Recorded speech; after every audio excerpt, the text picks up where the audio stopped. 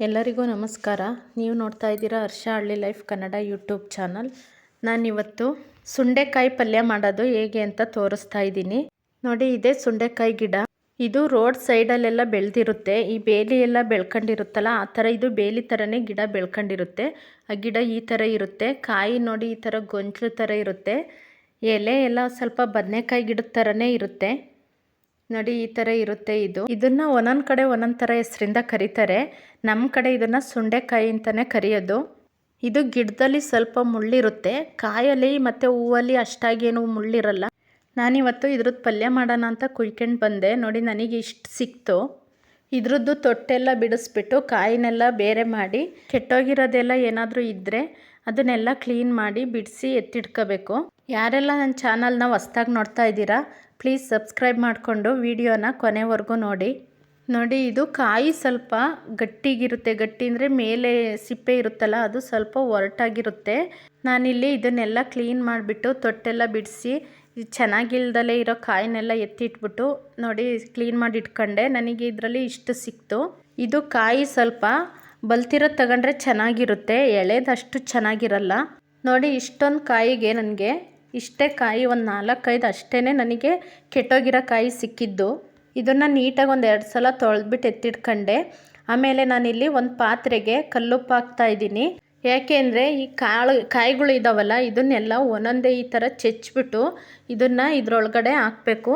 ಈ ನೀರಿನೊಳಗಡೆನೇ ಹಾಕಬೇಕು, ಇಲ್ಲ ಅಂದರೆ ಇದು ಒಂಥರ ಕಂದ್ರು ಥರ ಬರುತ್ತೆ. ನಾನಿಲ್ಲಿ ಎಲ್ಲವನ್ನೂ ಚೆಚ್ಚಿಬಿಟ್ಟು ನೀರೊಳಗೆ ಹಾಕಿ ಎತ್ತಿಟ್ಕೊಂಡೆ. ಒಗ್ಗರಣೆಗೆ ನಾನಿಲ್ಲಿ 3 ಸ್ಪೂನ್ ಎಣ್ಣೆ ತಗೊಂಡಿದ್ದೀನಿ. ಮತ್ತು ಅರ್ಧ ಸ್ಪೂನ್ ಸಾಸಿವೆ, 1 ಸ್ಪೂನ್ ಕಡಲೆಬೇಳೆ, 1 ಸ್ಪೂನ್ ಉದ್ದಿನಬೇಳೆ, ಅರ್ಧ ಸ್ಪೂನು ಜೀರಿಗೆ, ರುಚಿಗೆ ತಕ್ಕಷ್ಟು ಉಪ್ಪು. ಆಮೇಲೆ ನಾನಿಲ್ಲಿ 4 ಈರುಳ್ಳಿನ ಚಿಕ್ಕ ಚಿಕ್ಕದಾಗಿ ಹೆಚ್ಚಿಟ್ಕೊಂಡಿದ್ದೀನಿ.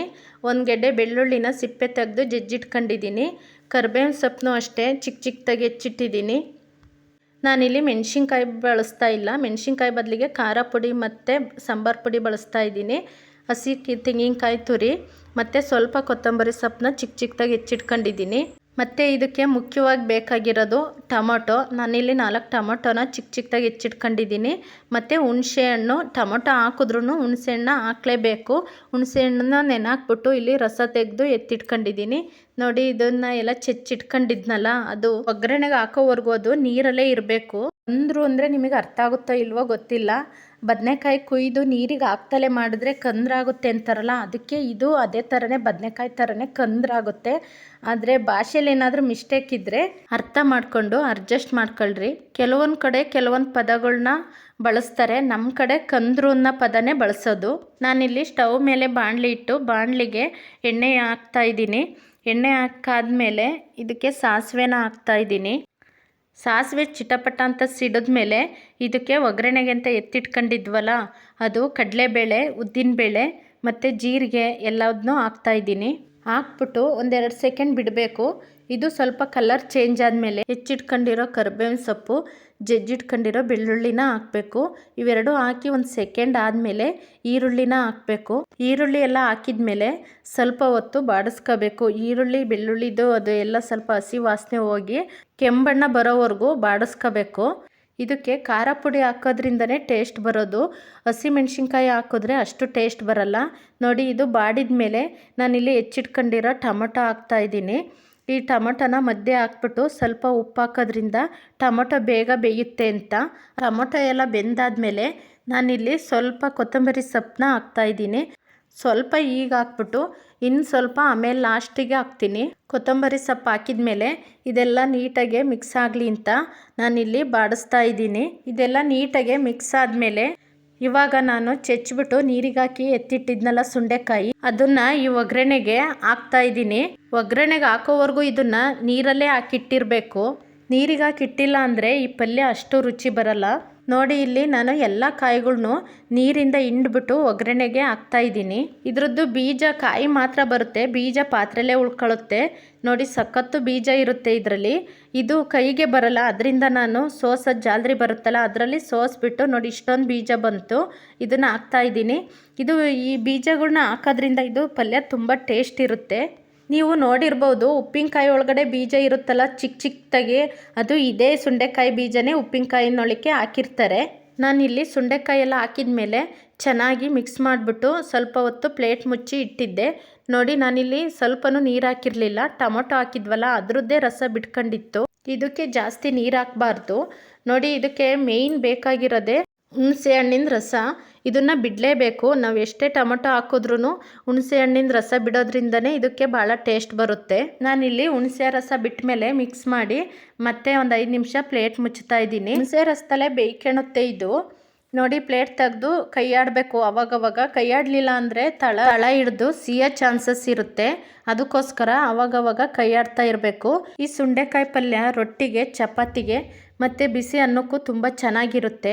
ಇದನ್ನು 2 ದಿನ ಬೇಕಾದರೂ ಇಟ್ಕೊಂಡು ತಿನ್ಬೋದು. ನಾನೀಗ ಇದಕ್ಕೆ ಖಾರ ಪುಡಿ, ಚಿಟಿಕೆ ಅರಿಶಿಣ, ಸಾಂಬಾರು ಪುಡಿ ಹಾಕ್ಬಿಟ್ಟು ಚೆನ್ನಾಗಿ ಮಿಕ್ಸ್ ಮಾಡಬೇಕು. ಈ ಸುಂಡೆಕಾಯಿಲಿ ವಿಟಮಿನ್ ಸಿ ಮತ್ತು ಐರನ್ ಕಂಟೆಂಟು ಹೇರಳವಾಗಿರೋದ್ರಿಂದ ಇದು ಆರೋಗ್ಯಕ್ಕೆ ತುಂಬ ಒಳ್ಳೆಯದು ಅಂತಾರೆ. ಇದು ಶುಗರ್ ಪೇಷಂಟಿಗೂ ತುಂಬ ಒಳ್ಳೆಯದು. ಚೆನ್ನಾಗಿ ಮಿಕ್ಸ್ ಮಾಡಿದ ಮೇಲೆ ನಾನು ಇದಕ್ಕೆ ಸ್ವಲ್ಪ ಕಾಯಿ ತುರಿನ ಹಾಕ್ತಾಯಿದ್ದೀನಿ. ಕೆಲವರು ಇದಕ್ಕೆ ಕಾಯಿ ತುರಿನ ಹಾಕಲ್ಲ. ಕಾಯಿ ಹಾಕಿಲ್ಲ ಅಂದ್ರೂ ಇದು ತುಂಬ ಚೆನ್ನಾಗಿರುತ್ತೆ. ನನಗೆ ಕಾಯಿ ಸ್ವಲ್ಪ ಇಷ್ಟ, ಅದಕ್ಕೋಸ್ಕರ ನಾನು ಸ್ವಲ್ಪ ಹಾಕ್ತೀನಿ. ಕಾಯಿ ತುರಿ ಹಾಕಿದ ಮೇಲೆ ಚೆನ್ನಾಗಿ ಮಿಕ್ಸ್ ಮಾಡಬೇಕು. ನಾನಿಲ್ಲಿ ಪದೇ ಪದೇ ಯಾಕೆ ಈ ಥರ ಮಿಕ್ಸ್ ಮಾಡ್ತೀನಿ ಅಂದರೆ ತಳ ಸಿಯುತ್ತೆ ಇದು ಜಾಸ್ತಿ. ಅದಕ್ಕೋಸ್ಕರ ಪದೇ ಪದೇ ಈ ಥರ ಕೈ ಆಡಿಸ್ತಾನೆ ಇರಬೇಕು. ನಾನು ಟೊಮೊಟೊ ಹಾಕಿದ್ದಾಗಲೇ ಸ್ವಲ್ಪ ಉಪ್ಪು ಹಾಕಿದ್ದೆ, ಅದು ಸ್ವಲ್ಪ ಕಮ್ಮಿ ಆಗಿತ್ತು. ಅದಕ್ಕೋಸ್ಕರ ನಾನು ಇಲ್ಲಿ ಸ್ವಲ್ಪ ಉಪ್ಪು ಹಾಕಿದೆ. ಉಪ್ಪು ಹಾಕಿದ ಮೇಲೆ ಲಾಸ್ಟಿಗೆ ನಾನಿಲ್ಲಿ ಕೊತ್ತಂಬರಿ ಸೊಪ್ಪನ್ನ ಸ್ವಲ್ಪ ಉಳಿಸ್ಕೊಂಡಿದ್ನಲ್ಲ ಅದನ್ನು ಇವಾಗ ಲಾಸ್ಟಲ್ಲಿ ಹಾಕ್ಬಿಟ್ಟು ಚೆನ್ನಾಗಿ ಮಿಕ್ಸ್ ಮಾಡ್ತಾ ಇದ್ದೀನಿ. ಈ ಟೈಮಲ್ಲಿ ಬೇಕಾದರೆ ನೀರು ಹಾಕ್ಕೋಬೋದು. ತೆಳುಗೆ ಬೇಕು ಅನ್ನೋರು ಇದಕ್ಕೆ ನೀರು ಸೇರಿಸ್ಕೊಂಡು ಮಿಕ್ಸ್ ಮಾಡ್ಕೋಬೋದು. ನನಗೆ ಈ ಥರ ಗಟ್ಟಿಗಿರೋದೇ ಇಷ್ಟ ಪಲ್ಯದ ಥರ. ಅದಕ್ಕೋಸ್ಕರ ನಾನಿಲ್ಲಿ ಜಾಸ್ತಿ ನೀರು ಹಾಕಿಲ್ಲ. ನೋಡಿ ಇಷ್ಟೊಂದು ಗಟ್ಟಿಗೆ ಮಾಡಿದ್ದೀನಿ. ಎಲ್ಲ ಹಾಕಿದ ಮೇಲೆ ನಾನಿಲ್ಲಿ ಚೆನ್ನಾಗಿ ಮಿಕ್ಸ್ ಮಾಡಿಬಿಟ್ಟು ಪ್ಲೇಟ್ ಮುಚ್ಚಿ ಸ್ಟವ್ ಆಫ್ ಮಾಡಿ ಸ್ವಲ್ಪ ಹೊತ್ತು ಪ್ಲೇಟ್ ಮುಚ್ಚಿ ಇಡ್ತಾ ಇದ್ದೀನಿ. ಸುಂಡೆಕಾಯಿಲಿ ಪಲ್ಯ ಅಂತ ಅಲ್ಲ, ಗ್ರೇವಿ ಮತ್ತು ಸಾಂಬಾರನ್ನು ಮಾಡ್ತಾರೆ. ಸಾಂಬಾರಿಗೆ ತೊಗರಿಬೇಳೆ, ಟೊಮೊಟೊ ಎಲ್ಲ ಹಾಕ್ಬಿಟ್ಟು ಮಾಡ್ತಾರೆ. ಸಾಂಬಾರು ಚೆನ್ನಾಗಿರುತ್ತೆ, ಆದರೆ ಸಾಂಬಾರಿಗಿಂತ ಪಲ್ಯನೇ ಸೂಪರಾಗಿರುತ್ತೆ. ನಾನಿಲ್ಲಿ ಇವತ್ತು ಸುಂಡೆಕಾಯಿ ಪಲ್ಯದ ಜೊತೆಗೆ ರೊಟ್ಟಿ ಮಾಡಿದ್ದೆ. ರೊಟ್ಟಿ ಮತ್ತು ಪಲ್ಯಕ್ಕೆ ತುಂಬ ಚೆನ್ನಾಗಿತ್ತು. ನೋಡಿ ಸುಂಡೆಕಾಯಿ ಪಲ್ಯ ರೆಡಿ ಆಯಿತು. ನೀವು ಒಂದು ಸಲ ಮನೇಲಿ ಮಾಡಿ ನೋಡಿ, ತುಂಬ ಚೆನ್ನಾಗಿರುತ್ತೆ. ಇದಾಗಿತ್ತು ಇವತ್ತಿನ ನನ್ನ ವಿಡಿಯೋ ಇಷ್ಟ ಆದರೆ ಒಂದು ಲೈಕ್ ಮಾಡಿ. ಧನ್ಯವಾದಗಳು.